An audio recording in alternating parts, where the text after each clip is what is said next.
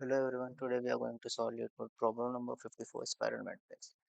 तो इस क्वेश्चन में हमें एक मैट्रिक्स दिया, उस मैट्रिक्स को हमें स्पायरली ट्रेवर्स करना है फ्रॉम आउटवर्ड टू इनवर्ड। हमने इस प्रॉब्लम को चार स्टेप्स में डिवाइड करा है, वो चार स्टेप्स हम साइकिल्स में रिपीट करते रहेंगे।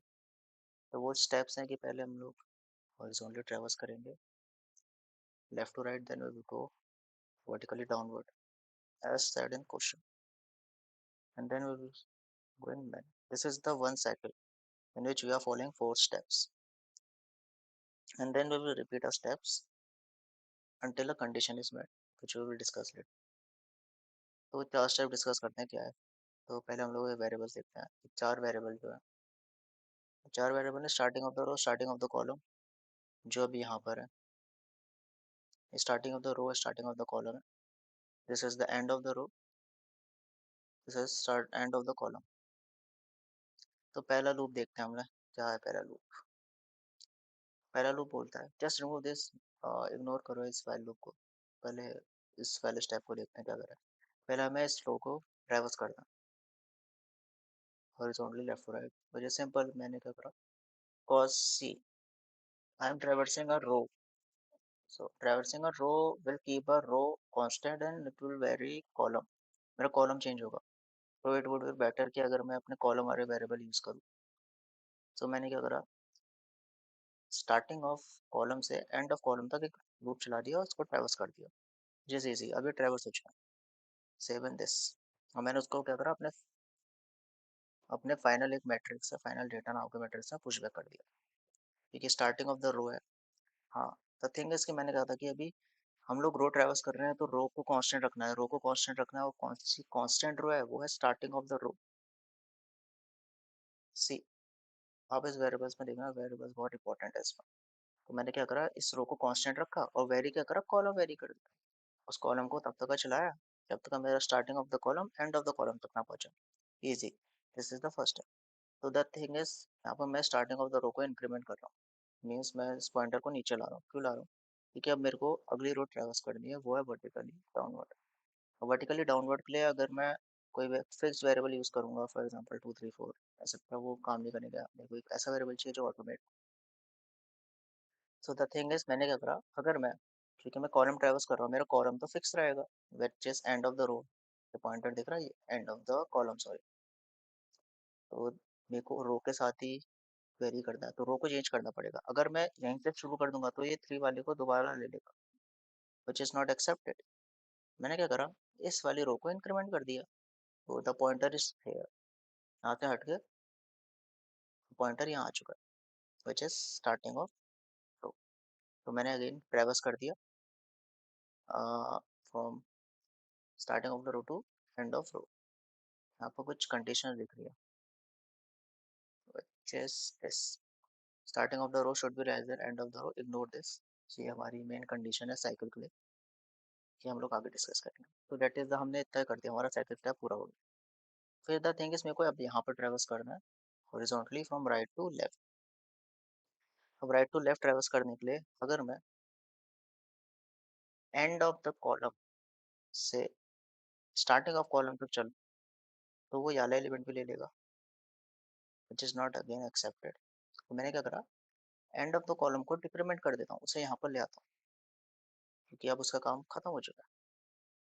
तो बेटर एंड ऑफ कॉलम को मैंने डिक्रीमेंट कर दिया। तो again and of the column I should be greater than equal to starting of the column. Easy. Ignore again, ignore these conditions. Okay. Now what I did is I push back the matrix. See, I am traversing row, so row fix रहेगी, column vary करेगा। तो row जो है वो मेरी end row होगी। तो मैंने starting वाली row ले चुका हूँ, अब मेरे को end वाली row लेनी। तो end of the row होगी, क्योंकि starting of the row यहाँ पर ले चुके हैं, ये end of row है। अगेन हमने ट्रेवर्स कर दिया, अब मेरे को ऊपर ट्रेवर्स करना है, vertically upward. Okay, starting of the column में अपवर्ड। द थिंग इज, अगर मैं सेम पैरामीटर्स के साथ ट्रेवर्स करूँ, फॉर एग्जांपल मैंने कहा कि अगर मेरे को इस कॉलम को ट्रेवर्स करना है, अगर मैं, कॉलम तो सेम है, मेरे को पता है स्टार्टिंग ऑफ द कॉलम है, दैट इज दिस, ये वाला जो पॉइंटर है। ये तो रो का था जो हमने अभी चेंज कर दिया, जो यहाँ था।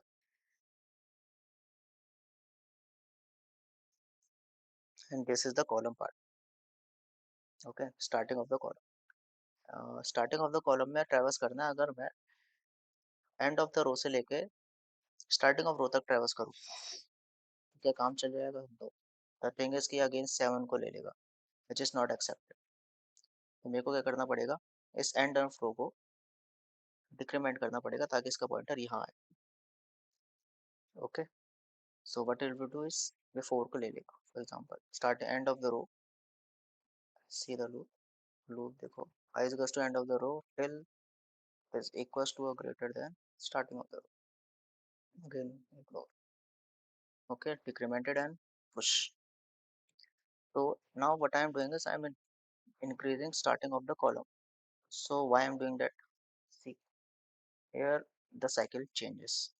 इतने सारे जो इंक्रीमेंट डिक्रीमेंट हुए, ये स्टेप्स चेंज कर रहे थे, ये साइकिल चेंज कर रहा है. कॉज अगर मैं स्टार्टिंग ऑफ द रो को इंक्रीमेंट करता हूँ जो कि अभी यहाँ था, तो वो यहाँ हो जाएगा. ओके, अब टेक्निकली मैं बाहर वालों को ट्रेवल्स कर चुका हूँ. अब मैं एक स्टेप अंदर आ गया, मतलब यहाँ आ गया. ओके, अब ये प्रोसेस हमें रिपीट कर दो. कब तक रिपीट करनी है? Now come at the while condition.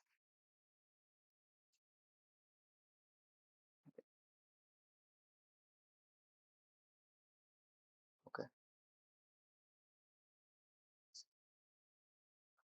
हाँ. While condition says that starting of the row should be less than is equals to end of the row. This is first condition. Why? Just tell, अगर मेरा starting of the रो यहाँ पर है, अगर starting of the रो मेरा and of रो को intersect कर रहा है, मीन्स दिस टेल्स कि मैं ऑलरेडी सारी रो को ट्रेवर्स कर चुका हूँ. अब वो इंटरसेक्ट कर रहा है, मतलब अब वहाँ पर रिपीटेशन शुरू हो जाएगा. फॉर एग्जाम्पल हमारे यहाँ पर जो रो थी वो सेम सेम रो पे आ चुका है. Starting of the row and end of the row are in the same column. अगर ये एक दूसरे को इंटरसेक्ट करते हैं, फॉर एग्जांपल अगर मेरा स्टार्टिंग ऑफ द रो यहाँ नीचे जाता है, इट टेल्स कि ये रो तो मैं ऑलरेडी ट्रेवर्स कर चुका हूँ एंड ऑफ द रो से. So this is the first boundary condition of a cycle. Second is same for loop. अगर starting of the column end of the column को इंटरसेक्ट करेगा, वो उस कॉलम को ट्रेवर्स करने की कोशिश करेगा जो ऑलरेडी ट्रेवर्स कर चुका है हमारा एंड ऑफ कॉलम. सो इस कंडीशन को हम लोग लगाएंगे और ये लूप चलाएंगे. That is the thing. The thing is कि ये आखिरी वाली कंडीशन पे लोग गलती करते हैं, स्टार्टिंग ऑफ द कॉलम को प्लस करना भूल जाते हैं, इंक्रीमेंट करना भूल जाते हैं. तो जो लूप होता है यहीं फंस जाता है, which gives the error, nothing else. Okay, so that is all. There is nothing to revise. That is simple. And let's run this code. Just a minute. Sorry for the background noise. Okay, this time ahead. Okay, I forgot one thing कि हम लोग हर loop के अंदर ये condition भी check करा रहे हैं. Yep, the thing is,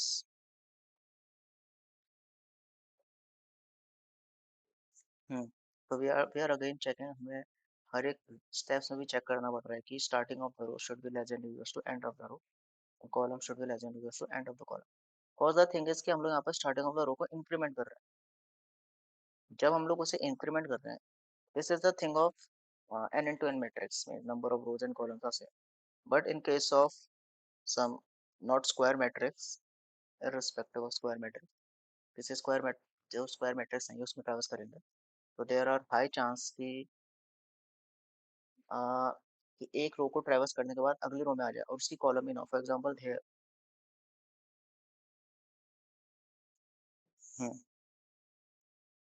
in this row, हमें तो सिर्फ इस रो को ट्रेवर्स करना है, इसका कोई कॉलम नहीं है. अगर अगली रो में भी आ जाएंगे तो विच इज नॉट फेयर. अगली रो को मतलब अगर हम लोग रो को इंक्रीमेंट कर देंगे तो बेसिकली इस रो पे आ जाएगा हमारा starting of the row pointer. Same in the case of previous example. इस वाली रो के अंदर अगर मैं आगे इंक्रीमेंट करता हूँ रो ट्रेवर्स करने के बाद, तो इस रो पे आ रहा है, तो हम लोग ऑलरेडी ट्रेवर्स कर चुके हैं. तो to prevent this small small mistake, cross check.